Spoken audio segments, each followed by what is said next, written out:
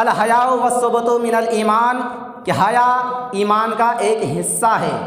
مطلب یہ ہے کہ اگر آپ حیادار ہیں آپ کے اندر ایمان باقی ہے، آپ حیادار ہیں آپ کے اندر شرافت باقی ہے، آپ حیادار ہیں آپ کے اندر تربیت اچھی باقی ہے۔ مطلب یہ ہے کہ علماء کرام اور مفسرین اعظام کا یہ قول ہے کہ تربیت کی سب سے پہلی سیڑھی جو ہوتی ہے وہ ماں کی گود ہوتی ہے۔ ماں کی گود سے ہی تربیت کا آغاز ہوتا ہے۔ اگر ماں نمازی ہے تو بیٹا بھی نمازی ہوگا، اگر ماں روزے دار ہے تو بیٹا بھی روزے دار ہوگا، اگر ماں متقی ہے تو بیٹا بھی متقی ہوگا، اگر ماں جھوٹ غیبت سے پرہیزگار کرنے والی ہیں تو بیٹا بھی اور بیٹیاں بھی جھوٹ اور چغل خوریاں سے محفوظ و معمور رہیں گی۔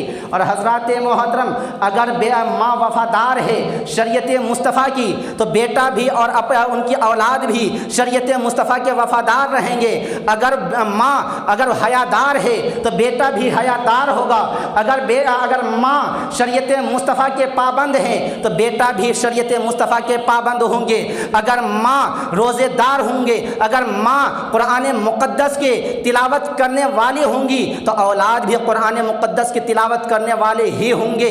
اگر ماں شریعت مصطفیٰ کو شریعت مصطفیٰ کے حد میں رہ کر کے شریعت مصطفیٰ کو اپنے قانون مصطفیٰ کو اپنے تختی دل پر اتار کر کے اگر وہ اپنی زندگی کو بسر کرنا شروع کر دے تو ان کی اولاد بھی ان کو ہی دیکھ کر کے اپنی زندگی میں شریعت مصطفیٰ کو اپنا لے گا۔ اور اس کی وجہ یہ ہوگی کہ آئیے حضور مفتی اعظم ہند علامہ مصطفیٰ رضا خان علیہ رحمۃ اللہ کی بارگاہ مقدسہ میں چلتے ہیں۔ حضور مفتی اعظم ہند کون ہیں؟ یہ علامہ مصطفیٰ رضا خان کون ہیں؟ یہ حضور سرکار اعلیٰ حضرت الشاہ امام احمد رضا خان محدث بریلوی علیہ رحمۃ اللہ کے چھوٹے صاحبزادے ہیں۔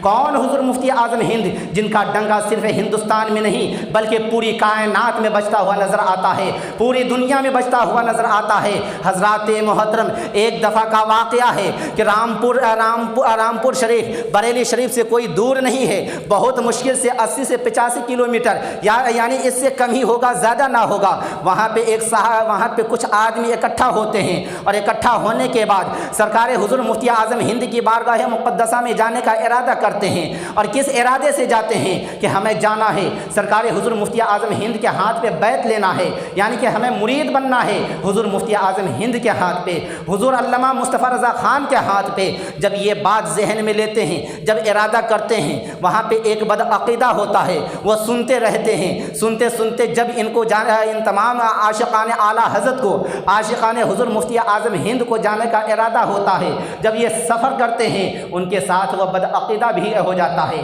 اور کس نیت سے وہ بدعقیدہ ہوتا ہے؟ اس نیت سے ہوتا ہے کہ اعلیٰ حضرت کا بیٹا حضور مفتی اعظم ہند، جن کو دنیا جانتی ہے مفتی اعظم کے نام سے، آج ہم ان کے ساتھ میں جا کر کے آج ان سے ایک ایسے سوالات کریں گے، ایسے سوالات کریں گے کہ ان کی بولتی بند ہو جائے گی۔ ان کے چاہنے والے کے سامنے میں، محبین کے سامنے میں، متعلقین کے سامنے میں انہیں رسوا ہونا پڑے گا، انہیں ذلیل و خوار ہونا پڑے گا۔ حضرات محترم، وہ شخص یہ سوچ کر کے چلتا ہے، رامپور اسٹیشن پہ وہ ٹکٹ لیتا ہے۔ ٹکٹ لینے کے بعد ان تمام عاشقان اعلیٰ حضرت کے ساتھ، عاشقان حضور مفتی اعظم ہند کے ساتھ میں ٹرین پہ بیٹھ جاتا ہے۔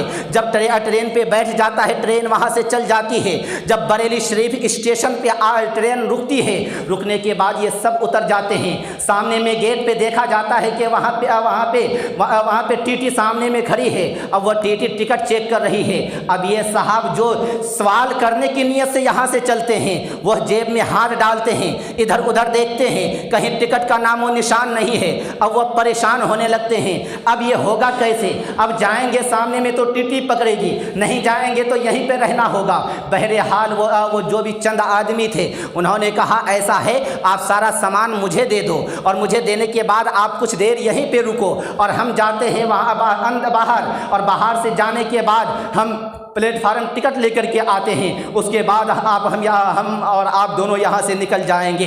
हज़रात मोहतरम जो आला हज़रत के चाहने वाले थे, मुहिब्बीन थे, मुतअल्लिक़ीन थे, वह बाहर निकलते हैं, उनके सामान को लेकर के जाते हैं। वहाँ पे एक साहब टिकट के खिड़की पे खड़े हो जाते हैं। जब खड़े होते हैं तो वह टिकट लेने लगते हैं। इतनी ही देर में एक बुज़ुर्ग आते हैं और बुज़ुर्ग आने के बाद वह रेलवे स्टेशन पे वो शख्स जो सवालात करने की नीयत से आए थे, आने के बाद उनसे कहा जाता है, ए शख्स चल मैं तुझे निकाल देता हूँ। अब उनके अंदर घबराहट शुरू, एक तो ये अजनबी इंसान, दूसरे नंबर पे मेरे पास टिकट नहीं, तीसरे नंबर पे गेट पे टीटी खड़ी है, वहाँ पे गया तो फ़ौरन टीटी पकड़ लेगी, हमें जेल कर देगी। हज़रात मोहतरम वो बुज़ुर्ग कहते हैं नहीं मानता है वो शख्स। जब नहीं मानता है तो होता क्या है, उस शख्स के हाथ को पकड़ते हैं और पकड़ने के बाद फ़ौरन गेट के बाहर कर देते हैं। गेट के बाहर जब करते हैं वह तमाम आशिक़ाने रसूल देखते हैं कि ये बाहर आए कैसे, और सबों ने देखा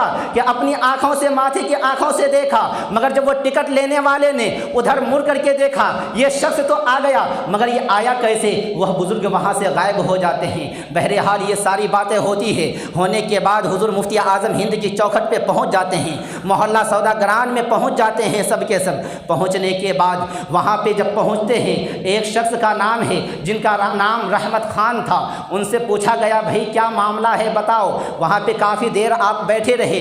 बैठते बैठते देखा गया कि काफ़ी आदमी वहां पे बैठे हुए थे तावीज़ात के लिए। जब सारे के सारे तावीज़ात से फारिग हो गए, सबों को आपने तावीज़ात दे दिए, फिर आपने पूछा कि बताओ ये रामपुर वाले कहाँ किस काम के लिए आए हैं, उन्हें बुलाया जाए। रामपुर वाले जब आए, उनमें से एक शख्स का नाम था रहमत खान। उनसे पूछा गया भाई क्यों आए हो, किस काम के लिए आए हो। कहा हुजूर हम आपके हाथ पे बैत होने के लिए आए हैं, बैत लेने के लिए आए हैं, आपको मुरीद होने के लिए आए हैं। आप अपनी बारगाह में कबूल फरमाएँ, हमें खानकाह क़ादरियत में हमें कबूल फरमाएँ, आप अपना सच्चा ग़ुलाम बना लें। पूछा गया कितने आदमी हो तुम लोग। कहा 4 आदमी हैं हम लोग। बोले अंदर लेकर के आ जाओ। अंदर लाया गया, देखा कि हुजूर मुफ्ती आज़म हिंद फरमाते हैं ए रहमत खान तुम तो कह रहे थे सिर्फ 4 आदमी हैं, मगर ये 5वां कहाँ से आ गया। वहाँ पे वो रहमत खान कहते हैं हुजूर ये हमारे साथ में मुरीद होने के लिए नहीं आए हैं, हालांकि हमारे साथ में आए हैं, मगर आपके हाथों पे बैत के लिए नहीं आए हैं, मुरीद होने के लिए नहीं आए हैं, बल्कि ये आपसे चंद सवालात करने के लिए आए हैं। तो वहाँ पे हुजूर मुफ्ती आज़म हिंद उस शख्स से अर्ज़ करते पूछते हैं ए शख्स बता तेरा क्या सवाल है, ए शख्स बता तेरा क्या मामला है, क्या एतराज़ है, सवाल कर। वह शख्स कहता है हुजूर हमारा जो सवाल था वह जवाब मिल चुका है। कहा नहीं चलो जो मामला स्टेशन पे हुआ वह हो गया, उन बातों को ख़त्म कर, क्योंकि तू मेरा मेहमान था और मुफ्ती आज़म हिंद अल्लामा मुस्तफ़ा रज़ा खान की बारगाह में आने वाले मेहमान को कोई रुसवा करे ये मुस्तफ़ा रज़ा खान को गवारा ना था, इसलिए मुस्तफ़ा रज़ा खान ने वह अपना हक अदा किया, अपने मेहमान के साथ में मेज़बानी की है। यहाँ पे तो बता तेरा मामला क्या है। बोले सरकार सवालात तो लेकर के आया था, मगर आपको देखते ही सारे सवालात के जवाबात मिल गए हैं। हुजूर अब कुछ नहीं चाहिए, बस आप अपनी बारगाह मुक़द्दसा में हमें कुछ जगह अता फरमा दीजिए और आप अपने हाथ मुबारक पे हमें बैत कर लीजिए। हज़रात मोहतरम ये मामला था हुजूर मुफ्ती आज़म हिंद का।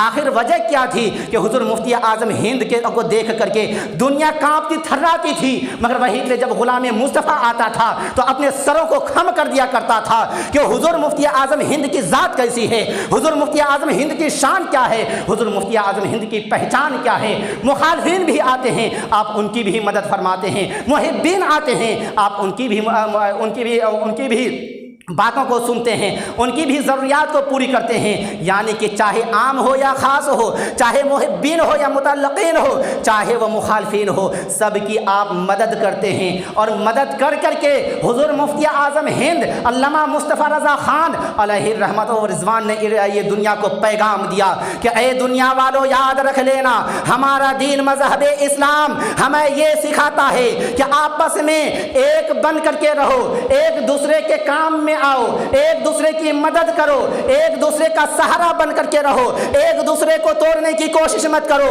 एक दूसरे को बगावत के आग में मत झोंको, बल्कि एक मोहब्बत का पैगाम दो, मोहब्बत का दर्स दो, मोहब्बत का सलीका सिखाओ, अखलास का सलीका सिखाओ। हजरात मोहतरम यही वजह है कि हुजूर मुफ्ती आज़म हिंद अल्लामा मुस्तफ़ा रज़ा ख़ान अलैहि रहमतुर रिज़वान को आज पूरी दुनिया मुस्तफ़ा रज़ा ख़ान के नाम से कम और हुजूर मुफ्ती आज़म हिंद के नाम से ज़्यादा जानती और पहचानती है।